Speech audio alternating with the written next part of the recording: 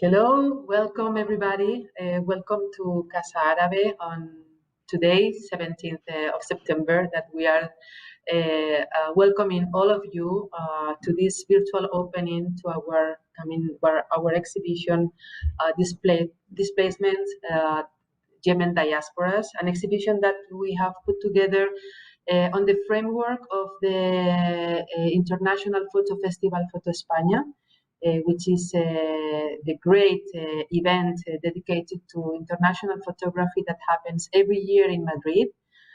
This is a very strange year, as we all know, and this year the majority of the exhibition should have been opened in the month of June, the same as our exhibition, but due to the coronavirus and the situation created by this pandemic, most of the exhibitions have been postponed and are being open these days. So this is the case of Casa Árabe, and this is why we are doing this exhibition today. And unfortunately, we would have loved to have with us here the two protagonists of this event, the two wonderful photographers, Shaima Al-Tamimi and Thana Faroq. But unfortunately, due to these circumstances, they cannot join us in Madrid, but we hope they will do for the next tour of this show that will take place in our venue in Cordoba, hopefully at the beginning of 2021. So with us, you can see here on the screen, Shaima Al-Tamimi, Thana Faroq, and also Arantza Aramburu, who is the curator of the show and who has joined us from Paris to help us on the installation of the exhibition. So first of all, I would like to thank you, the three of you, for joining us today. And we are going to conduct this conversation to launch the exhibition between Arantza and myself and the two of you. And well, as I was saying, we are very pleased to open this exhibition today on the framework of PHotoEspaña Festival, a festival with which we have cooperated very much in the past in other exhibitions like the solo show of Leila Alawi last year, or the project entitled An Uncanny Impulse with the Arab Image Foundation that also happened in our spaces. And this year we are tackling a theme and a topic that has to do with Yemen, the country of origin of the two of you. A country that is quite unknown to Spain and to the Spanish people, and this is why we are also double, if I can say, happy to have this geography and things related to this country presented in the two projects that we are going to see in a minute. So I'm going to give the floor to Arantza to give us her a description on the curatorial approach to this show.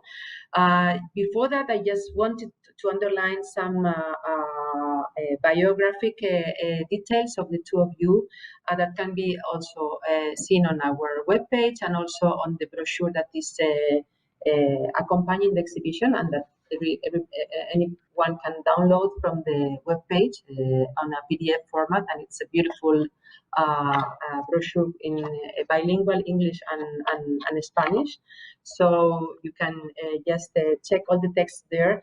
But let me just introduce briefly Shaima. Shaima Al-Tamimi is a Yemeni-Kenyan visual storyteller, as she likes her to present herself, and her work tackles issues related to migration, identity, and also culinary culture, which is something that is very much on your interest. She is also portraying very deep and inside views of her family stories and the transits that she has conducted with her family and her personal travels and adventures, let's say, life adventures. And the project that she's presenting here, As If We Never Came, forms part of the Arab documentary photography program supported by the Arab Fund for Arts and Culture. And she has co-directed also a short film entitled Voices from Urbanscape, that was premiered at the Ajal Film Festival in Qatar. Qatar is the country where Shaima is currently living. And well, she's been also having a very long-term contribution with the platform Everyday Middle East. So her work has been featured in many media, such as Golf Photo Plus, Art 21, JIT Magazine, Jaleshki Magazine, CNN, and so on. And with regards to Thana is currently living in the Netherlands, in The Hague. She's in 2016, she was awarded the Break the Silence Scholarship to pursue her MA in documentary photography and photojournalism at the University of Westminster in London. And she has been working with various international NGOs in Yemen, NGOs that work with displaced women and children, and issues related to this are also portrayed in her work. She's been awarded the Open Society Foundation Fellowship Grant, and under which she's been conducting the project The Passport. So she will be telling us more about her ongoing projects. So, Arantza, now is your turn. I give you the floor. Arantza is also a cultural manager, and she's been working very much in topics related to contemporary African art and photography. And she has curated exhibitions in Paris, Dubai, Riyadh, Beirut, Amman, etc., etc. She has a very long-standing experience with regards to women's photography from the Middle East. So tell us which is the concept and how you decided to create this exhibition, bringing together the works of Shaima and Thana. Mm-hmm. Well, first of all, thank you, Nuria. I wanted to firstly thank Casa Árabe for hosting this exhibition and to allow us to present all this work in Spain and well, to the rest of the world now via the digital supports. For this exhibition, actually, I was very interested in sharing two very different stories of personal displacement and migration, which are both based on personal stories and which are both very closely related with very close ties to Yemen. And I wanted to explore, because these are very rich projects, and to explore all the dimensions in each one of them, and to go far from simplistic approaches which are typically come up when it comes to migration and refugee issues. If we start with Thana's project, it's very, well, both are very different. Thana is about displacement caused by war and conflict, and then we can see there is about suffering, is about loss, but everything is highlighting each individual's personal story in a way that we can all relate to it.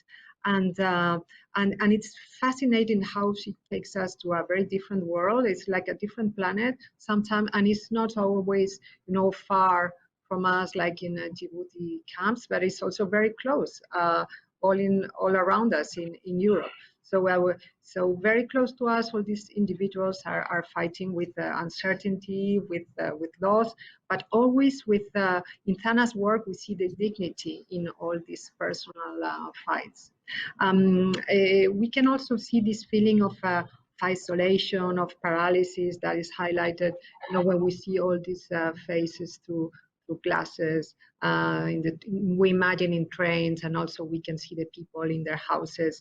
And for us as Spaniards, I don't know, it reminds us of an old film of Antonio Mercero, La Cabina, no? This feeling that we are alive, but we are, separated from the others, and we cannot communicate. So this is the hard part, but also we can see that there's hope. No, in some of the photos, no, we see there's this capacity of the human being for reconstruction and to find small moments of joy, even in these situations. No, in the woman in a swing, we see children playing. So we can see that there's this all these possibilities in this project. And then when we see Shaima's work, this brings a totally different perspective, which is, is displacement, but then it's about the members of the diaspora originating in Yemen, in a specific region of southern Yemen. We will talk about this later. This is her family, and they have moved around not as refugees in camps, but this is as economic migrants, setting up businesses in other countries, not meaning that this is not tough, but it's another situation. And then the emotions and the aspirations are different. This is about the need to redefine and to highlight their identity, and also look into the country of origin, Yemen, somewhat idealized, not always, and also assuming the richness, the value of multiculturalism, which is such an important issue today in our societies. And then finally, I really wanted to have women narrating all these stories, because this is also my field, but it's a fact that women have been marginalized in the world of photography. Not only historically, but even today, this is an issue in the West, in the East, everywhere. And now it's changing little by little. Women are now starting to be more and more present as visual storytellers. And I thought it was very important to give also women the floor to narrate not only women's stories, but stories from the world. So yeah. Why of the exhibition.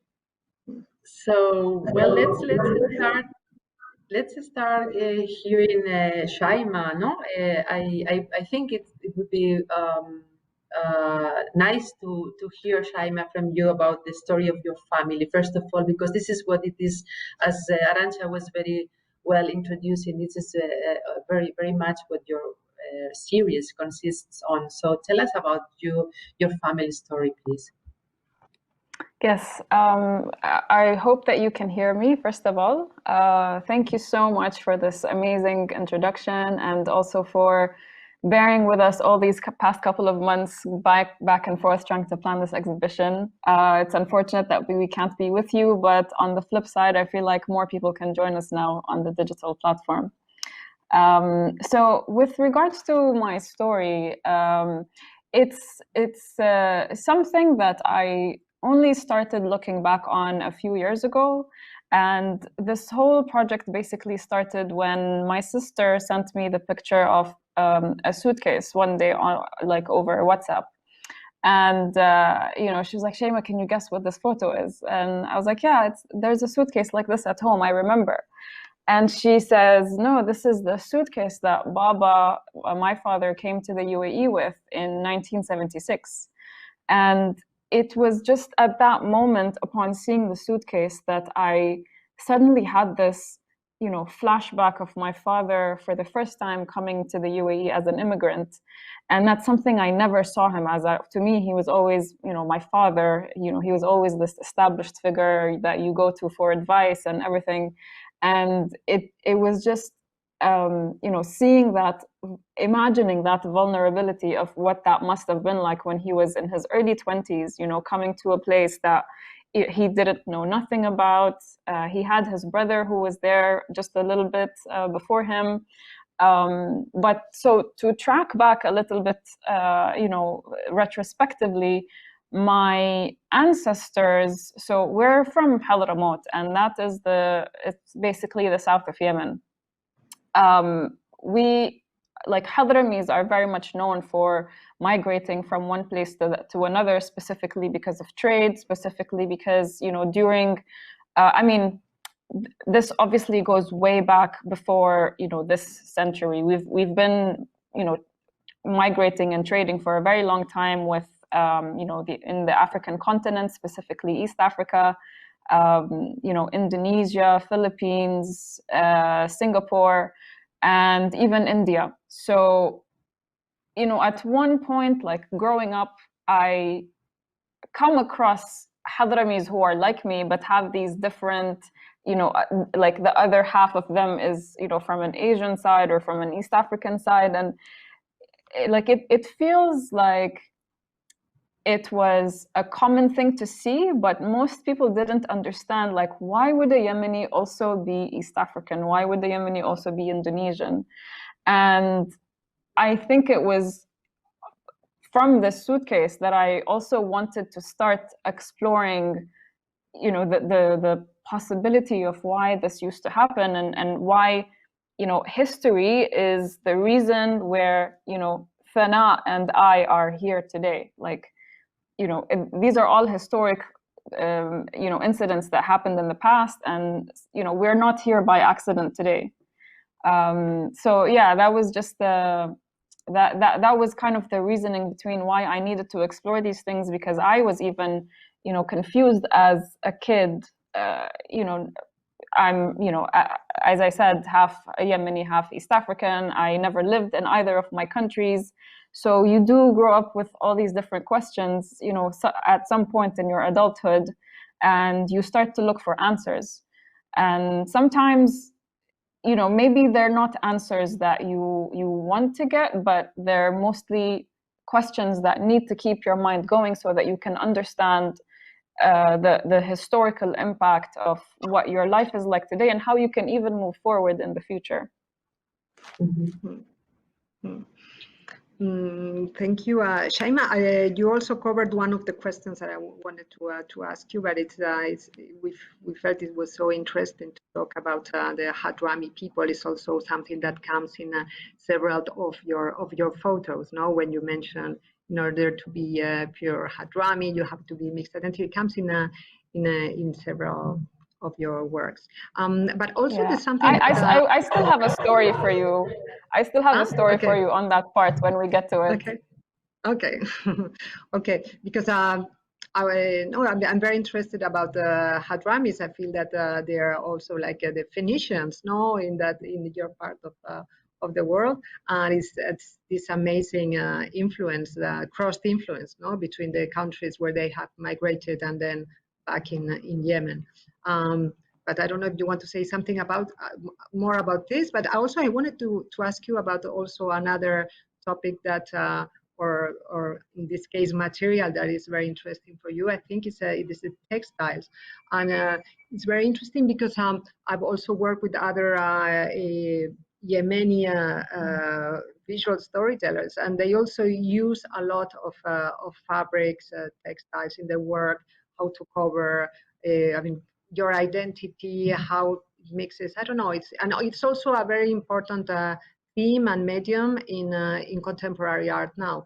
So how do you relate to this? Why you decided to use it in your project? This is something natural also in your life. So this is my question. Yeah, it's actually a very good question, and. Okay, sorry, I could hear my echo. It's a very good question. And I think my usage of textiles within the project came very organically. It actually wasn't until I reached towards like a very big chunk of having the project completed, and then, you know, I could see the commonalities between, you know, the fabrics that I used. And honestly, for me, it was more about kind of paying tribute to I guess the beautiful heritage that we picked up after, you know, a very painful past. You know, I mean, yes, we've been economic traders in the past, but specifically within my personal family side, you know, my parents, for example, specifically on my father's side, they lived in Zanzibar before the 60s, and at some point in the middle 60s, the war broke out when, you know, Africans were trying to kick out the Arabs, and it wasn't a pleasant time. My father was 10 years old at the time, and you know, he usually tries to avoid telling me about you know, the horror of what he lived through, but he does remember some of the things that happened, and it was very traumatic. So, you know, while I tend to feel like I'm celebrating this heritage of, you know, the identity that we picked up as, you know, East Africans and the Kangas, that's what they call it.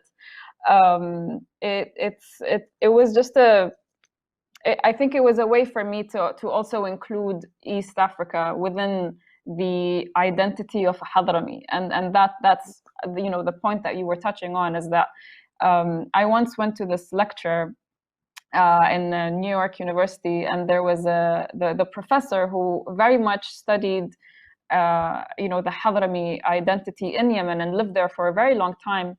Once said something that really stuck to me, and it was basically along the lines of, you know, in order for a Hadrami to be pure Hadrami, he has to be mixed. And that just couldn't have been more true, because every Hadrami that I've come across, you know, is half and half of something. And it's because of all these, you know, trade relationships, or, you know, having had to move because of the war, or, you know, a colonization that led them to, for example, live in Britain. So I think it was just a fair way of kind of, yeah, paying tribute to the different countries that, you know, we had to go to and, you know, assimilate with. Okay. Yeah, before going to Thana, just to a last question to Shaima, that maybe we can also connect to Thana afterwards, because this has to do, my question has to do with the relationship with personal and sometimes even intimate objects that relate to the story of your family, the diaries, letters, different resources that are not contemporary art material, but in the practice that you two undertake, they become really object of contemporary practice, no? So how do you relate to this kind of material and objects that have to do with your family and your own personal story? Yeah, see, the thing is, when I was working on this project, I wasn't looking at personal objects whatsoever. But then, you know, this one time my father was cleaning out the closet, and I discovered like boxes and boxes of albums that, you know, upon coming across all these pictures, I mean, it gave me a very rich insight into my family's past back in East Africa, back in Yemen. And, you know, when you've never lived in either of these countries, anything that your parents tell you about, it just feels like fantasy land. So coming across these, you know, gave me so many clues, so many, you know, information about, you know, just life in the past. And it felt like, you know, they were giving me the answers that I was slightly looking for, which I thought was very important, because I think I would have been very lost without these clues. So to me, I think they formed a big part of containing my project into a place that, you know, was for me easy to sort of read into. So my project kind of feels like, you know, the story of my father from, you know, point A to point B, which is where we are today. And it was also like this relationship that my parents had that, you know, you kind of don't see anymore, because back then the relationship was fresh as like newlyweds. You know, my mom asking my father to buy fabric because, you know, she was in Kenya, he was in Abu Dhabi at the time. And so these are all sort of part of, you know, the culture of migration, staying connected. Yeah, so I hope this kind of answers your question. Absolutely. Thank you, Shaima. So let's move into Thana and her work. Arantza, I give you the floor. I have so many things to ask and to comment, but go ahead. You go ahead. No, no, absolutely. But well, we all have many questions because the projects are just amazing. And Thana, and yours is not even finished. No, it's an ongoing project. So if you can also tell us about all these, when it started, the how, the why, the now. Also, I think you're doing a publication out of this. So please tell us all about it. Okay, first of all, thank you so much for having me and Shaima today. It's amazing to be in the PHotoEspaña for the first time ever in life. And again, I'm so happy with the exhibition, and it's a great opportunity. Formally, the project name formerly known the passport, the new name now, is I Don't Recognize Me in the Shadows, is a book project funded by the Open Society Foundations, and it started in 2017. When I left Yemen because of the war. And when I started this project, I didn't know it's going to be a book, to be honest. I didn't know it was going to be a project at all. It was just me doing the thing I do best, which is taking notes of everything that is happening to me and around me, and keeping a track and keeping records of the changes. I mean, I started that long way back when I was in Yemen, and then it was impossible for me not to keep doing it. So I left Yemen in 2016. I live in the Netherlands, and then the project comes from my personal experience as an asylum seeker. So it started with me. It started with me keeping, visual diary of everything, and then it moved. It has this another layer of also documenting the people who were there with me in this journey. So the people has my voice, the book has my voice, has the people's voice, and it has another layer, which is my journey to Markazi Kam in Djibouti. I feel like sometimes I feel this work is never going to finish, but it will be published by Lectures, publishing house in the Netherlands. It's finally coming to end, and it will be out by the fall, by October. So I'm really excited. Mm-hmm. And this project, it's very important. It's very personal for you. So it tackles the issue of trauma and pain, and through photography, I guess, as a healing tool. So if you can tell us about this, it's only like a healing tool for you, also for the people who are the subjects of the photo. So it's very interesting. Absolutely. I mean, I keep telling everyone, Yemen for me is a love story. I was born and raised in Yemen all my life. My family is out there. I grew up there. So for me, the idea that I will travel, but home is Yemen for me. But the fact that I am not able to go home, I had to leave because of the war. It was painful beyond words. And I do believe that art can never heal. I have this theory that you can never use art to heal, but art for me, or photography, is such a beautiful distraction. And that was what happened to me. So for me, in this work, I questioned myself: is trauma invisible? How can I visualize trauma? I mean, I'm feeling it, but I can't touch it, I can't smell it, I can't fight it. So for me, this work was my way to visualize trauma, to navigate through it, and to tackle it. Again, it's a beautiful distraction, and I think it really helped me. It really helped me to acknowledge the war. It really helped me to understand things around me. I mean, the early work of the project, again, it's 3 years work. The early work of the project is me examining the visual space, the writings on the wall, the buildings. What am I? That was my question. So it's all like a research. I didn't care about the photos. I didn't care about what kind of project I want to have. Even some of the imageries were taken by my phone camera, because I didn't know I will ever show this project out. So for me, it's in that way, it was my tool, literally, to visualize trauma and to share this pain. And this is why I moved to document the people who were with me in this journey, people who I met on the road, or people who were I met in the residence in the asylum centers in the Netherlands. So it had, like, I felt at some point this book is an evidence of everything that happened. And the changes that happened to Yemen. I mean, when I was in Yemen, I chose not to document the war because I kept telling people, no, I don't document war. I document life. But for me, this project is a statement about what happened to Yemen as well, and the consequences. Yeah. Mm-hmm. Yeah. Some of the material that the exhibition is presenting are extracts from your diary. I mean, entries from your diary. Some of them are comments by some refugees that you interview or you talk to.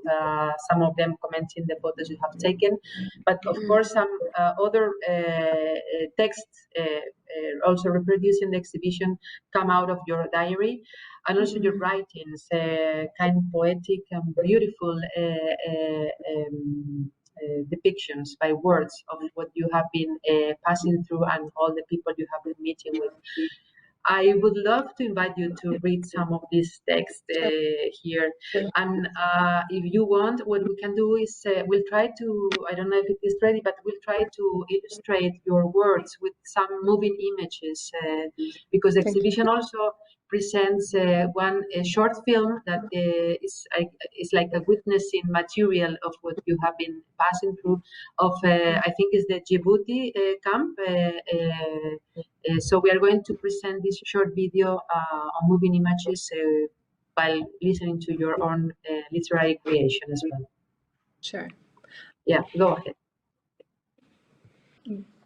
This is real. The war is real. My departure from Yemen is real.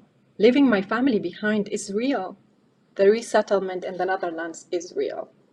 Moving from one place to another is real. My clothes that no longer hold smells familiar to me are real. My Syrian roommates who attempted to cross the Turkish border 5 times is real. My Kurdish roommate who sings in the shower is real. The sorrowful song she plays in the room repeatedly is real. All this noise in the world is real. The colors of the autumn Dutch landscape are beautiful and real. This cold here is real. This pose for normal life and vibrant bouquet of dreams is real.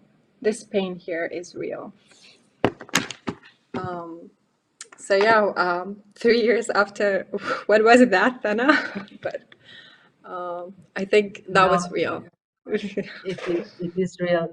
It brings the audience very much into the experience. I mean, it's and this is something that I think the display also portrays very well. No, the difference between the two works being the fact that both a series of bodies of work talk about displacement, which is the title of the exhibition, but the way the exhibition has been put together by Arantza is, I think it's really is great because the visitor can really feel the difference of the two experiences, no? And the topics that both experiences tackle while being at the same time stories of displacement, migration, and having to confront the individual with other cultures. No, so let's share some thoughts from the two of you. And we were talking to Arantza before. I mean, to what extent this kind of work, in the case of both of you, Shaima and Thana, is somehow a liberating exercise, no? In a way, I mean, telling the stories in front of the audience, opening your heart and showing your work related very much to these very personal stories is somehow liberating, or it is not at all, no? Yeah, in my case, yeah. In my case, I would have to say that it's very liberating because I grew up for the most part of my life thinking that, you know, my thoughts didn't matter, thinking that, you know, the pain of, you know, not living where you should be living doesn't matter. And not for anything. I think it's because of the survival attitude that our parents have. You know, it's all about, you know, you have a home, a roof over your head, you're eating, khalas, fine. Like, what more do you want than this? There are people who are living, you know, much worse than you are, so you need to be thankful. So, you know, not to say that they would invalidate how I would feel, but I think it's also because they have gone through much worse conditions. And so you grow up telling yourself that you're this strong person, that, you know, your parents and your ancestors have been through much worse. And so, you know, what you're going through is absolutely nothing. But only then, when you start to reflect back and see how much feelings you've been bottling up, I think my project is actually a big exercise in trying to, you know, get myself to accept what has happened, and in a way feel liberated that, you know what, I no longer want to, you know, keep quiet about who we are. I no longer want to, you know, allow myself to just bottle up my feelings to myself. I want to share it with people who deserve to listen to the story. So I think, yeah, it's definitely a liberating experience, and I'm very glad that I've had many supportive people to help me through this journey, because it was technically my first long-term project that you know, Afaq obviously supported. And you know, I mean, the project hasn't finished. Like, it has come to a point where, you know, I feel like I've narrated the most part of it. But now I'm moving towards obviously expanding it a little bit more, and just as Thana said, like, these personal projects feel like they're never ever going to finish. So yeah. Thana. I share with Shaima about the concept of liberating. It was definitely a liberating experience, but when I think about it, me picking up the camera for the first time in Yemen, that was a liberating in its own. So the act of photography was liberating. So for me, I always have this notion that photography is not just about the photos. For us Yemeni women, is us carrying the camera. So when it comes to the pain and visualizing trauma, at some point I needed to address them. I needed to have the tools to say, hey, I gotta face you, and this is why I'm doing this project. So many people tells me, why a book? I mean, you could do exhibitions, you can have a series on the website, but no, I keep telling them, I need this book for me. I'm doing it for me. When they ask who's your audience, I am my audience, because I need to acknowledge my trauma and pain and liberate myself from it.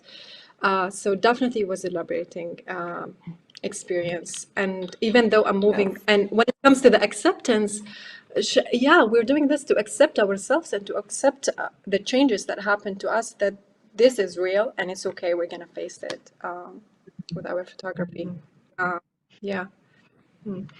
I also have another question. Well, this is, I don't know, I wonder myself, and it's also like a bigger debate now, because in your cases, you've been trained in photography locally. Also, you have in the UK, in the States. I think now you're with the Magnum Foundation. So I don't know. I think it's interesting to discuss whether you feel that you speak with a very local voice, or you're having like a very strong Western influence in your photography narrative, or in the end it doesn't matter because this is like a universal voice and there's no debate at all. I don't know. What do you feel about all this? Shaima and Thana. Do you want to start, Shaima?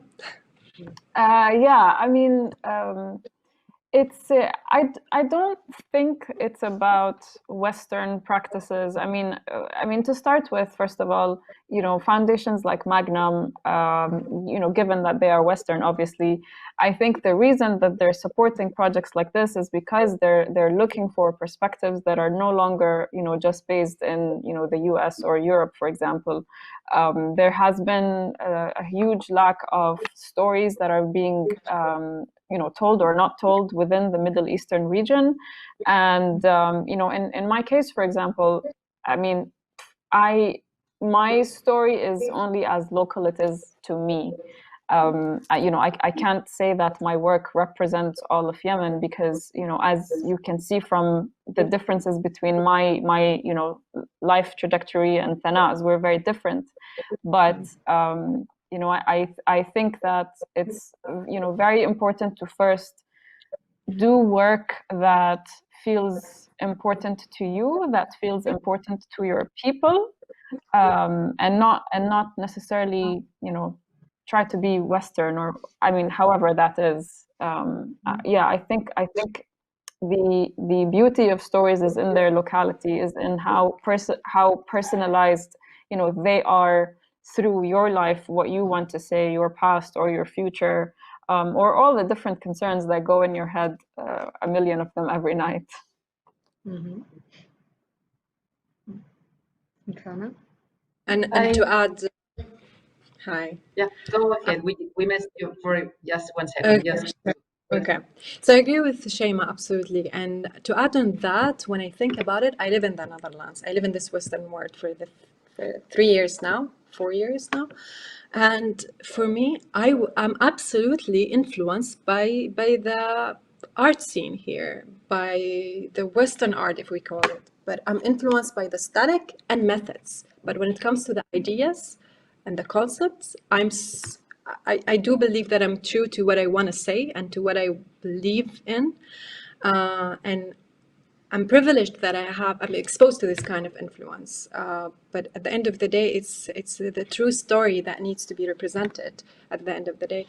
And when it comes to these organizations that are supporting me, I don't think about them, for me to westernize me. I think of them as my tools to deliver the story. And I think I agree with Shaima, the reason why we are supported by these organizations, because they are so thirsty for local voices in the industry and in this the art scene here. Yeah. Mm-hmm.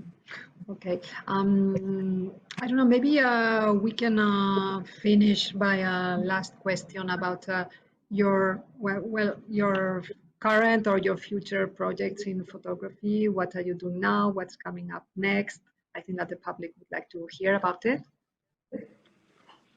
Yeah, in my case, as I briefly mentioned, I am currently working on expanding the project as if we never came into a more multimedia piece. I thankfully have the support of the Magnum Foundation this time as part of their fellowship within social justice and photography.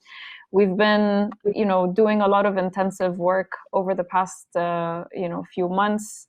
The fellowship has been going on for the past few months, and we finish in October. However, it just feels like I still have way too much to say. I still have way too much to add to the project, which is going to be a film.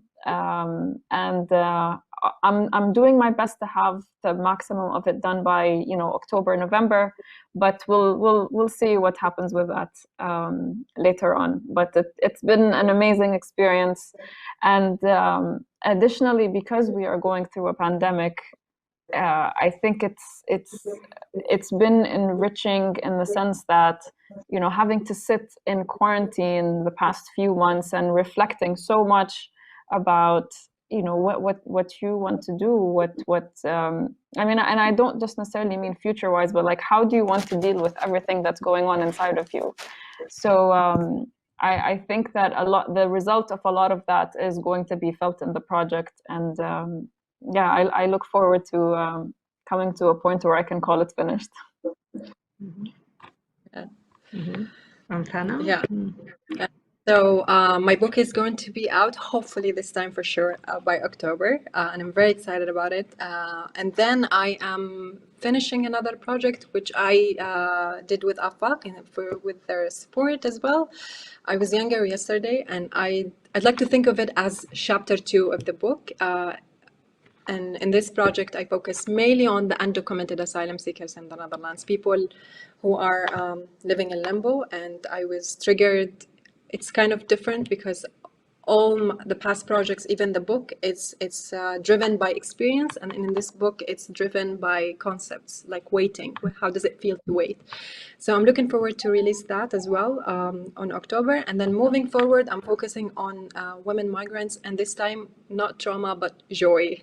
So another shift, and I'm excited about that one as well. So let's see how it goes. Okay. So thank you. I think we have to stop here, and it's been such a great pleasure to have you today here and to have your work in our venue. For all those coming to Madrid, please do not leave the city without stopping by Casa Árabe. The exhibition will be open until the 10th of January, so there is a long way to. We are just giving possibility to so many people to come because of the difficulties of moving around these days. So we are just leaving the exhibition for a longer period, a bit longer, so to welcome most of the maximum visitors possible. So thank you so much for sharing with us your work, and thank you very much, Arantza, as well, for your curatorial approach and your work in the exhibition, which I think it's really beautiful. So we'll welcome you. Thank in you. Madrid. Thank you. Thank you, Nuria and Arantza. This has been a very lovely experience, and I hope we get to keep in touch soon. Yeah, I hope we meet again for another project. Thank you so much. Thank you. Thanks.